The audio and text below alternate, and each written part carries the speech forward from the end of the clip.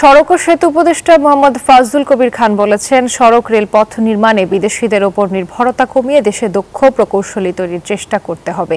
সকালে গাজীপুরে ভোগড়া থেকে নারায়ণগঞ্জের মদনপুর পর্যন্ত ঢাকা বাইপাস সড়কের 18 কিলোমিটার অংশের উদ্বোধনী অনুষ্ঠানে প্রধান অতিথির বক্তব্যে এসব কথা বলেন তিনি। এই সময় উপদেষ্টা আরও বলেন, আশেপাশের দেশের তুলনায় এদেশে সড়ক নির্মাণ ব্যয় বেশি, এটি দুর্নীতির একটি বড় ক্ষেত্র। প্রকল্পের ফলে পণ্যবাহী যানবাহনগুলো কম সময়ে চট্টগ্রাম বন্দর হতে ময়মনসিংহ, রংপুর ও রাজশাহী বিভাগে যাতায়াত করতে পারবে। নির্মাণ কাজ আগামী বছরের জুন মাসে সম্পন্ন হবে বলে প্রকল্প সংশ্লিষ্টরা আশা করছেন।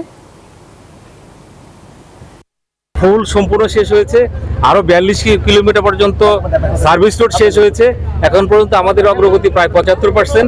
আগামী জুন 26-এর মধ্যে এই সড়ক সম্পূর্ণ শেষ হয়ে যাবে। এই আশেপাশের দেশ, সেসব দেশের তুলনায় আমাদের রাস্তা নির্মাণের ব্যয় অনেক বেশি, এগুলো কমাতে হবে। এবং রাস্তাঘাট আপনারা জানেন যে এটা একটা দুর্নীতির একটা বড় ক্ষেত্র। এই দুর্নীতি কমালে এবং এই যে আমাদের যারা প্রকৌশলী তারা যদি করেন, তাহলে এইটাকে 20 থেকে 30% ব্যয়, রাস্তা নির্মাণের ব্যয় কমানো সম্ভব।